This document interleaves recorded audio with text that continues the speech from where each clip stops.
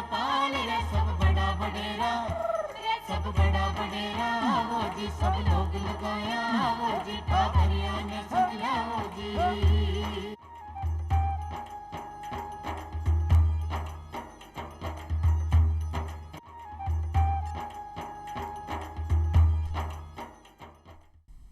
चौपाल देखने वाला सबला दर्शका ने राम राम सा।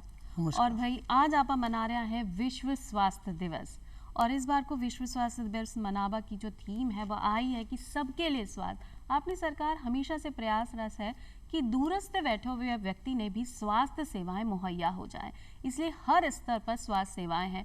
और आजकल तो बहुत सारी नई नई तकनीकें आ गई हैं जिसे आप स्वस्थ रह सको। और आज की खासी चौपाल में मैं आमंत्रित किया है सुधीर शर्मा जी ने, जो कि राष्ट्रीय स्वास्थ्य मिशन यानी मिशन निदेशक हैं। सुधीर जी, ताको बहुत बहुत स्वागत है चौपाल में। नमस्कार। जी हाँ, कि आपने दर्शकों ने पता है कि आज आप विश्व स्वास्थ्य दिवस मना रहा है और अपनी सरकार की तरफ से बहुत सारा प्रयास है कि हर व्यक्ति स्वस्थ रहे। तो कार्यक्रम की शुरुआत कर रहा, लेकिन आपसे आई प्रश्न कर रहा कि भाई जो विश्व स्वास्थ्य दिवस है वो 7 अप्रैल ने आप मना रहे हैं, इन्हें मनावा को उद्देश्य काई है? विश्व स्वास्थ्य दिवस की जो स्थापना 7 अप्रैल 1948 को हुई थी और ये तय किया गया था इस दिवस को ही हर वर्ष विश्व स्वास्थ्य दिवस के रूप में मनाया जाए जी। इसको मनाने का एक उद्देश्य ये है कि स्वास्थ्य के बारे में, स्वास्थ्य के सभी पहलुओं के बारे में एक सभी लोगों को एक जानकारी रहे, किस तरह से स्वस्थ रहना है और किस तरह से हमको प्रयासरत मिलजुल करके प्रयास करना है कि हम स्वस्थ रहें जी। और हर व्यक्ति ने स्वास्थ्य सेवा मुहैया हो जाए, क्योंकि सबने पता है कि कई हो जावे कि भाई पहलो मंत्र जो है, पहलो जो अपने सही चीज़ है वो है निरोगी काया। आपन अगर काया आपनी निरोगी है, आप स्वस्थ हैं, तो अपना जीवन आनंदमय तरीका से जी लिया। तो ऐसा क्या आप एक स्वस्थ व्यक्ति ने परिभाषित कर सका? आपका नजरिया में एक स्वस्थ व्यक्ति कौन हो सके है, भी की निशानी क्या है? स्वस्थ व्यक्ति वो है जिसकी जो मतलब शारीरिक रूप से और मानसिक रूप से और सामाजिक रूप से स्वस्थ हो जी। ये एक सामान्य परिभाषा है और इसी में हम देखते हैं कि शरीर स्वस्थ है, मानसिक रूप से स्वस्थ है, तो निश्चित रूप से व्यक्ति स्वस्थ है कि वो व्यवहारिक रूप से स्वस्थ है, अपना सामाजिक रूप से स्वस्थ है, और खास करके जो अपने शारीरिक और मानसिक रूप से अगर व्यक्ति स्वस्थ है, बिको व्यवहार सही है, तो बीने आप स्वस्थ व्यक्ति की श्रेणी में ला सकते हैं। जी बिल्कुल सही कहा आपने। लेकिन अगर कोई व्यक्ति शारीरिक रूप से सही और मानसिक रूप से थोड़ा सा विकृत है, तो बी में भी परेशानी है कि बी के स्वास्थ्य में परेशानी है। जी बिल्कुल, डेफिनेटली, क्योंकि डिप्रेशन, निराशा, मानसिक जो बीमारियां हैं निश्चित रूप से वो स्वस्थ व्यक्ति को इंगित नहीं करती हैं, नहीं कर पावे हैं। इसलिए ही सबसे पहले जो सुख है वो निरोगी का है। तो आपने सुखी ही रहना है, तो आपने निरोगी रहना है। बी के लिए आप चाहे कितना ही प्रयास करो। और एक व्यक्ति अगर स्वास्थ्य लाभ चाहे है, तो भी ने आपने दिनचर्या क्या की रखनी चाहिए सुधीर जी, कि वो हमेशा स्वस्थ बने रहे? इसके दो मोटे मोटे हम इसके पहलू समझ सकते हैं। एक तो शारीरिक रूप से स्वस्थ रहने के लिए एक तो आपकी पोषण किस तरह का है, न्यूट्रिशन किस तरह का, किस तरह का आप खाद्यान्न लेते हैं, तो जिसमें सभी तरह का बैलेंस्ड डाइट आप बोलते हैं वो लेना चाहिए। दूसरा फिर आपकी दैनिक गतिविधि क्या है, शारीरिक गतिविधि क्या है, शारीरिक श्रम आप करते हैं या नहीं करते हैं, ये बहुत ज़रूरी एक हिस्सा है स्वस्थ बने रहने के लिए, कि आपकी दैनिक दिनचर्या आप इस तरह से रखें कि आप पूरे तरीके से एक्टिव बने रहें, तो जो भी आपका शारीरिक श्रम भी करते रहें, तो एक बैलेंस्ड आप स्वस्थ रह सकते हैं जी। क्योंकि आज का समय में लोग अपना स्वास्थ्य के प्रति सचेत तो हैं, लेकिन काम भी के बराबरी को नहीं कर पा रहे हैं कि भाई आप घर में ही है, वर्क फ्रॉम होम भी कई बार चला है, तो आप घर बैठा बैठा काम कर रहे हैं और खाता भी जा रहा है, तो सादा मोटापो आपनो आ रहे हो। तो आई है कि दर्शकों, अगर आपने स्वस्थ रहना है तो व्यायाम आपका जीवन में बहुत ज़्यादा ज़रूरी है, और जितनो आप काम करोगे आपको शरीर चलते रहेगा, तो इससे आप स्वस्थ रह सको। और जितना ज़्यादा काम करें तो अपना दिमाग भी चलेगा, तो अपन मानसिक रूप से भी स्वस्थ रह सकते हैं। जी हाँ, कि थे मिशन निर्देशक हो राष्ट्रीय स्वास्थ्य मिशन का, तो आपसे जानना चाहा सुधीर जी कि राष्ट्रीय स्वास्थ्य मिशन है वो किया काम करे है और अपना लोगों ने स्वास्थ्य मिले, जी हाँ, कि सबके लिए स्वास्थ्य बी के लिए काम कर रहे हैं? राष्ट्रीय स्वास्थ्य मिशन एक ऐसा मिशन है जिसमें भारत सरकार और राज्य सरकार दोनों मिलकर के स्वास्थ्य के क्षेत्र के अंदर जो सेवाएं दे रहे हैं, इंफ्रास्ट्रक्चर डेवलपमेंट करने का काम, आधारभूत सुविधाएं और बीमारियों की रोकथाम और बीमारियों की जो प्रिवेंटिव जो काम होता है, कि मतलब बीमारी होने से पहले हम किस तरह से गतिविधियां करें कि जो हमारे समाज के जो मुख्य अंग हैं, परिवार है, व्यक्ति है, उसको हम स्वास्थ्य सेवाएं दे सकें। तो ये पूरा की पूरा राष्ट्रीय स्वास्थ्य मिशन इसी थीम के ऊपर चल रहा है, जिसके के अंदर हम कुछ इस तरह की मातृ एवं शिशु स्वास्थ्य सेवाएं देते हैं। फिर और इसके अलावा जो कुछ बीमारियां हैं, बीमारियों के स्पेसिफिक प्रोग्राम हैं, उनको इम्प्लीमेंट करते हैं। और इसके अलावा जो संस्थागत जो ढांचा निर्माण करना है हॉस्पिटल के संबंध में, जो अलग अलग स्तर के चिकित्सा संस्थान है, उनके निर्माण के अंदर भी हम लगे काम करते हैं, काम कर रहे हैं। क्योंकि चिकित्सा केंद्र अगर बढ़ेगा, स्वास्थ्य केंद्र अगर बढ़ेगा, तो हर व्यक्ति की पहुंच आसान हो जाएगी। अगर घर में कोई व्यक्ति परेशान है और आपा सोचा कि आपा ई अस्पताल जावा बटे भीड़ ज़्यादा है, लेकिन अगर स्वास्थ्य केंद्र की गिनती अगर बढ़ गई है तो लोगों के पास और नज़दीक स्वास्थ्य केंद्र होगो तो वो आराम से वह सुविधा लेबा भी के जगह जा सके है, तो भी कोई परेशानी नहीं होगी। और आई अपनो दे है कि हर व्यक्ति स्वस्थ रहे और आसानी से स्वास्थ्य सुविधा भी ने मिल जावे है। जहाँ की राष्ट्रीय स्वास्थ्य मिशन थे बताया कि शुरुआती दौर में अगर कोई बीमारी होने वाली है, बी का पहले की भी तैयारी आपा कर ले वहाँ। तो ऐसी बहुत सारी बीमारियां जो आपा बहुत टाइम से सुना वो करा, जैसे पोलियो की बात आ गई है, स्मॉल पॉक्स की बात आ गई, वो हाल टाइम में तो खत्म सी ही हो गई हैं अपना देश में। जी बिल्कुल बिल्कुल, ये 2 बीमारियां हमारी खत्म हो गई हैं। और हमारा जो नेक्स्ट जो चरण है उसमें हम फोकस किए हुए टीबी के ऊपर, और दूसरा लेप्रोसी के ऊपर, कुष्ठ रोग बोलते हैं जिसको आम भाषा के अंदर, और मलेरिया। ये 3 है जिसके के लिए हम इमीडिएटली हम इसमें अभियान चलाए हुए हैं कि इन 3 बीमारियों पे हम इनको बिल्कुल मुक्त कर सकें, भारत को मुक्त कर सकें। क्योंकि आज जो परेशानी बताई थे मलेरिया, टीबी और कुष्ठ रोग जैसी परेशानी, अपना बहुत सारा लोग इससे परेशान है और अपनी सरकार पूरी तरह से प्रयासरत है कि आ बीमारी भी जड़ से भारत से खत्म हो जाएगी। और आपको विभाग के लिए बहुत अच्छो काम कर रहे हैं, बिकले थाने बधाई देनी बड़े हैं। और सुधीर जी, आ भी जाना कि भाई जो आम व्यक्ति तक सारी स्वास्थ्य सेवाएं पहुंच जाए वो किन किन स्तर तक है, मतलब कौन कौन सा स्तर पर एक व्यक्ति स्वास्थ्य सेवाएं ले सके है?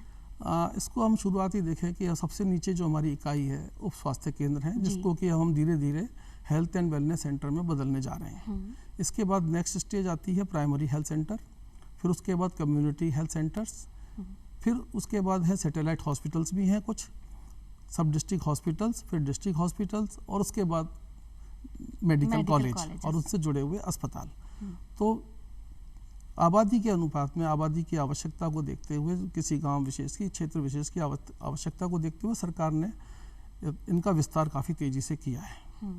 और आज की तारीख में हमारे पास 14,000 से ऊपर के सब सेंटर्स हमारे पास क्रियाशील हैं, जहाँ ड्यूटी देने की जिम्मेदारी ANM के ऊपर है। और उसके साथ साथ अभी हमने हेल्थ एंड वेलनेस सेंटर में उनको बदलने जा रहे हैं, जहाँ कम्युनिटी हेल्थ ऑफिसर भी लगाए गए हैं। जी। और बीबे कौन कौन तरह की स्वास्थ्य सेवाएं उपलब्ध हैं? जैसे कि थे शुरुआत में बताया कि आपने निःशुल्क दवा भी मिले हैं, निःशुल्क जांचा भी होवे, तो वो कौन कौन सी जांचा बटे फ्री में हो सके हैं? एक तरीके से देखिए, उप स्वास्थ्य केंद्र पर हम करीब 14 तरह की जांचें हम करते हैं। जो बेसिक जो जांचें होती हैं उसके कार्ड टेस्ट बोलते हैं, जिसमें मतलब इस पर कोई किसी लैब विशेष की आवश्यकता नहीं होती है, तो वो जांचें वहाँ हो जाती हैं। इसके बाद जांचों का जिस तरह से क्षेत्र बढ़ता है, मतलब गंभीर जांचें होती हैं वो प्राइमरी हेल्थ सेंटर पर हैं, फिर उसके बाद कम्युनिटी हेल्थ सेंटर पर हैं, तो इनके नंबर्स भी बढ़ते चले जाते हैं। फिर मेडिकल कॉलेज लेवल पे काफ़ी विस्तृत और काफ़ी एक्सटेंसिव जांचें भी वहाँ हम देते हैं। ये सारी जांचें निःशुल्क हैं। जी।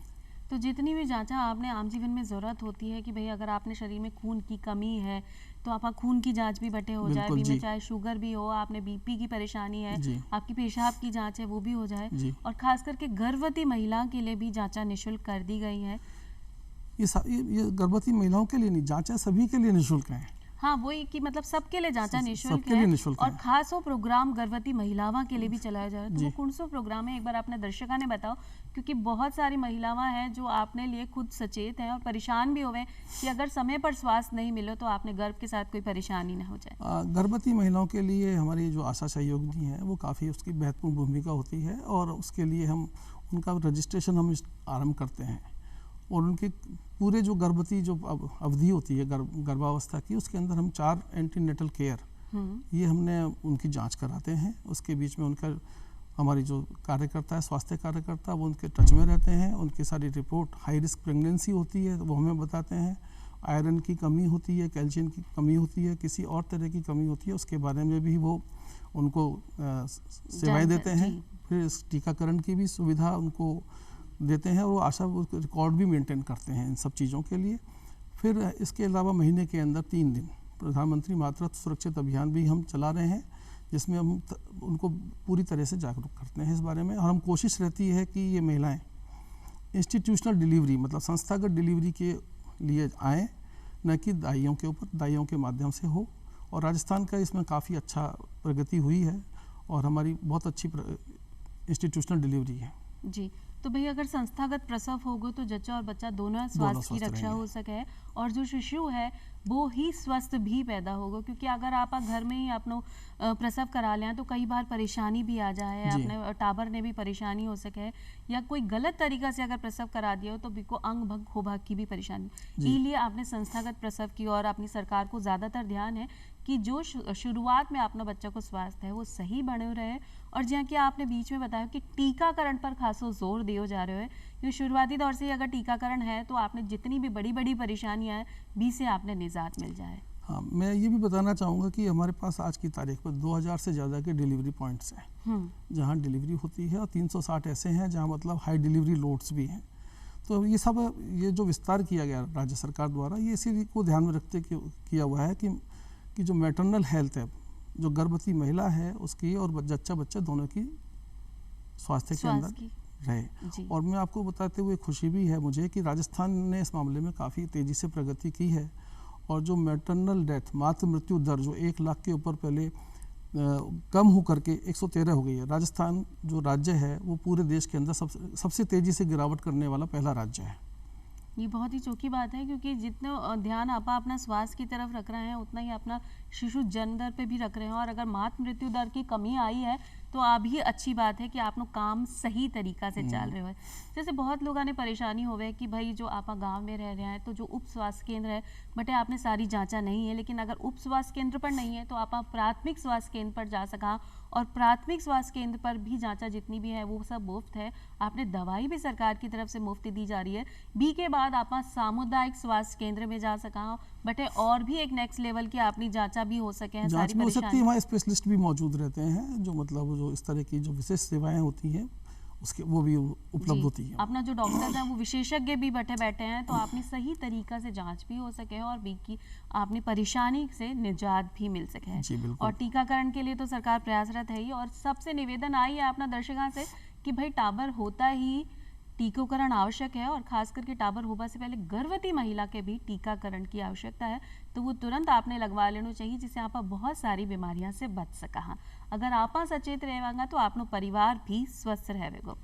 जे कि अगर खान पान की बात आए, एक महिला है जो अपने परिवार की देखभाल करे है, घर में भोजन पकावे है, तो भोजन और पोषण में का ही संबंध है कि भोजन तो आप सभी करा लेकिन पोषित भोजन सबने करना चाहिए, इवे के फर्क कह सको। देखिए, भोजन तो जैसे आपने बताया कि पोषण में अंतर है, शब्द ही ये है पोषण की मतलब पौष्टिक आहार अगर आप लेते हैं तो निश्चित रूप से जच्चा और बच्चा दोनों स्वस्थ रहते हैं। इसमें हमारे द्वारा आयरन की विशेष रूप से गर्भवती महिलाओं में कमी होती है तो आयरन की साप्ताहिक गोली भी हम उनको उपलब्ध कराते हैं। सुधीर जी, सिर्फ आप गर्भवती महिला की अगर बात नहीं करा, आम व्यक्ति की बात करा, टाबर की, युवा की, युवती की और आपना जो वृद्ध जन है उन सब की, तो बिन की थाली किया की होनी चाहिए कि बिना पोषण किया को मिलना चाहिए। ये देखिए कि एक कंसेप्ट है पौष्टिक आहार, ये बचपन से ही हमने भी क्लासों में अपनी पाठ्यक्रम में पढ़ा है।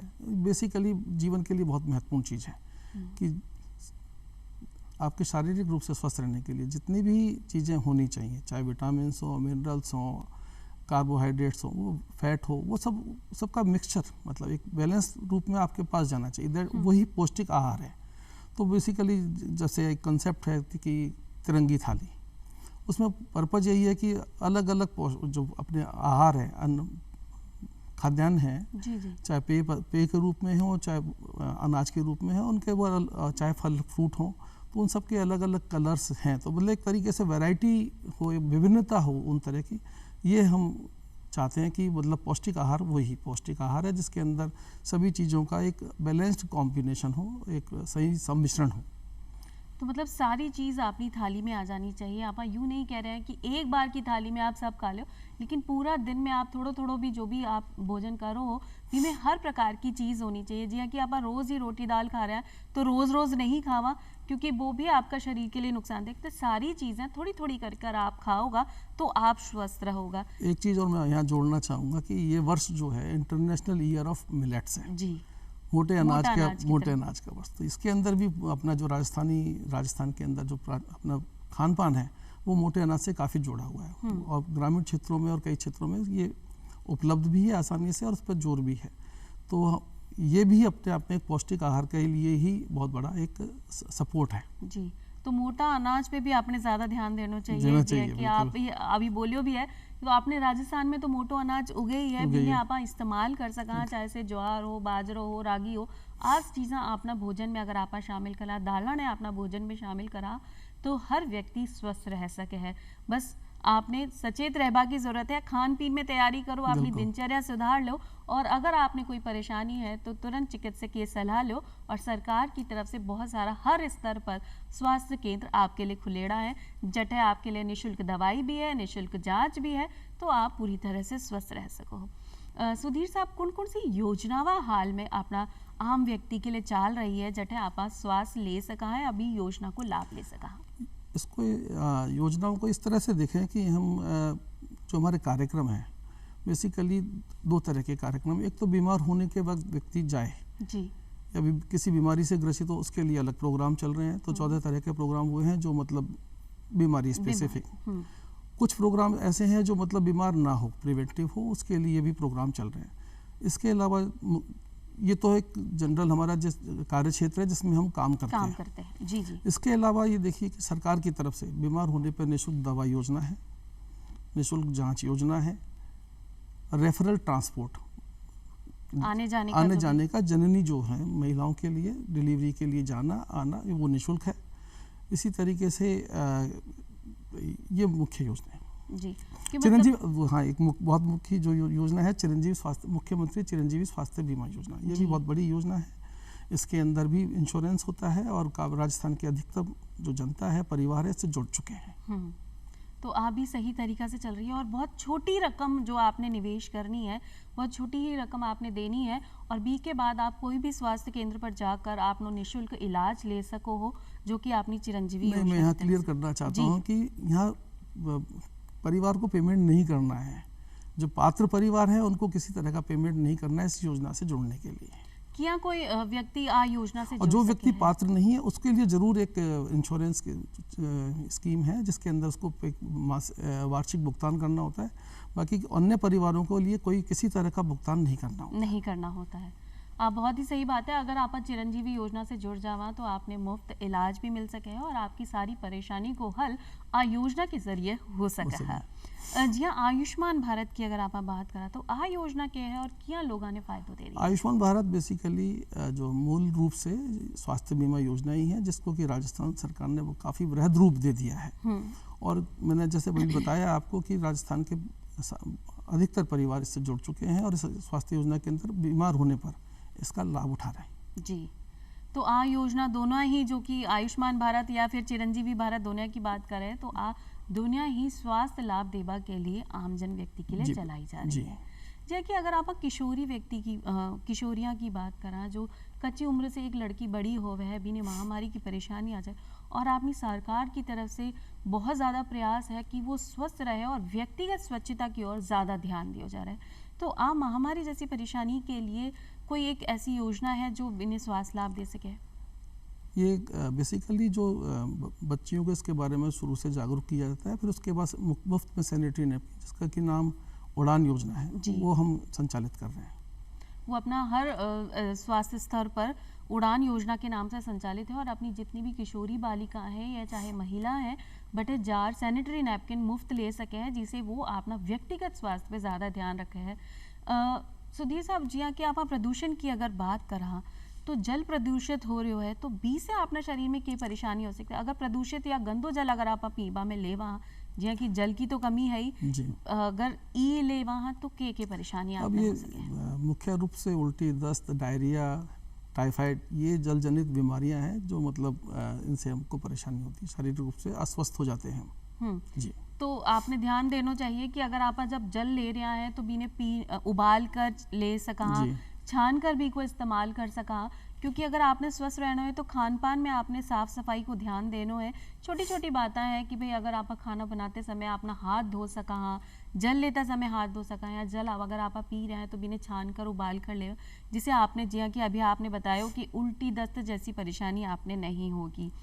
और जिया कि स्वास्थ्य केंद्र भी हैं तो आपने सारी चीज़ों के लिए एक अलग से अभियान भी, जैसे कि राष्ट्रीय स्वास्थ्य मिशन चल रहे हैं, तो और कौन कौन सा कार्यक्रम चलावे जो ज़्यादा से ज़्यादा लोग सचेत हो जाएं अपना स्वास्थ्य। राष्ट्रीय स्वास्थ्य मिशन के अंदर एक बहुत अच्छा प्रोग्राम है बच्चों के लिए, राष्ट्रीय बाल स्वास्थ्य कार्यक्रम जी।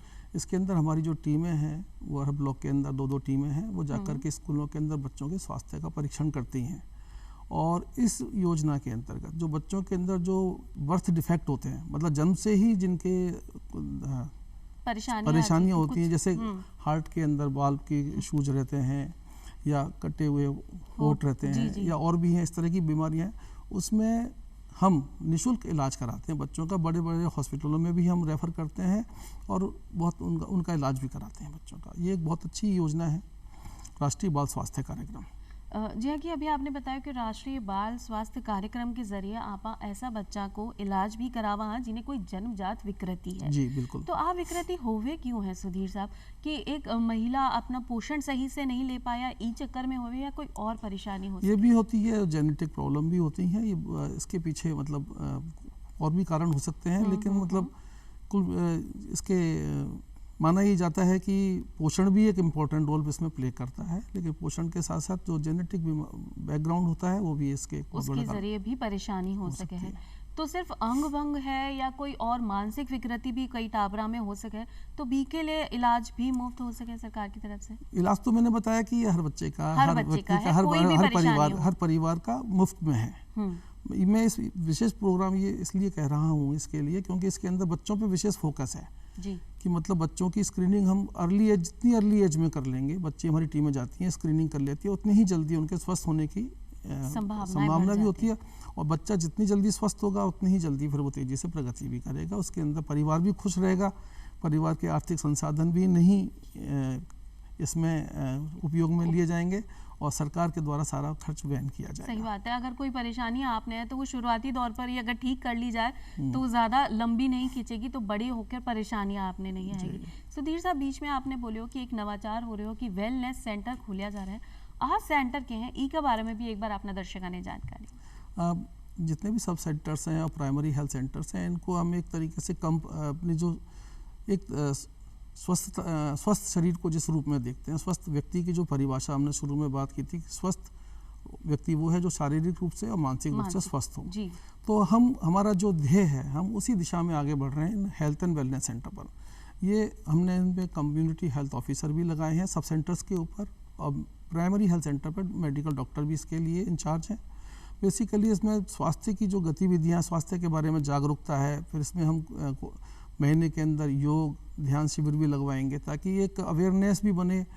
एक जो जीवन शैली में जो परिवर्तन आया है, जिसमें हम कहते हैं कि हाइपरटेंशन है, डायबिटीज़ है, और भी इस तरह की जिसको हम चिकित्सकीय भाषा में बोलते हैं NCD, नॉन कम्युनिकेबल डिजीज, तो उस पर भी हमारा फोकस है ताकि ये जो लोग लगातार BP की दवाइयाँ ले रहे हैं, डायबिटीज़ की दवाइयाँ ले रहे हैं, तो उसमें भी हमारा ये रहेगा कि इसके बारे में भी शुरू से ही ये हेल्थ एंड वेलनेस सेंटर इस तरह से काम करें कि लोगों को एक्टिविटीज़, उनकी दैनिक दिनचर्या में किसी तरह का परिवर्तन हल्का सा क्या ज़्यादा ही आए, ताकि वो मतलब बेसिक रूप से स्वस्थ हो सके। तो ये हेल्थ एंड वेलनेस सेंटर उस रूप में हम उनको डेवलप कर रहे हैं। यह बहुत ही सही बात है कि आम व्यक्ति ने खुद ने समझना पड़ेगा कि व्यायाम आपके शरीर के लिए बहुत ज़्यादा ज़रूरी है, सही पोषण ज़रूरी है, और स्वस्थ मस्तिष्क तो आपने होना ही चाहिए। वो तभी हो सके है जब आपको व्यवहार सही हो, आपकी दिनचर्या सही हो। सुधीर साहब थे आया और विश्व स्वास्थ्य दिवस पर इतनी चोखी जानकारी आपने दर्शकों ने दी कि सब ने स्वस्थ रहना है। बी के लिए मैं थाने धन्यवाद देना चाहूँ।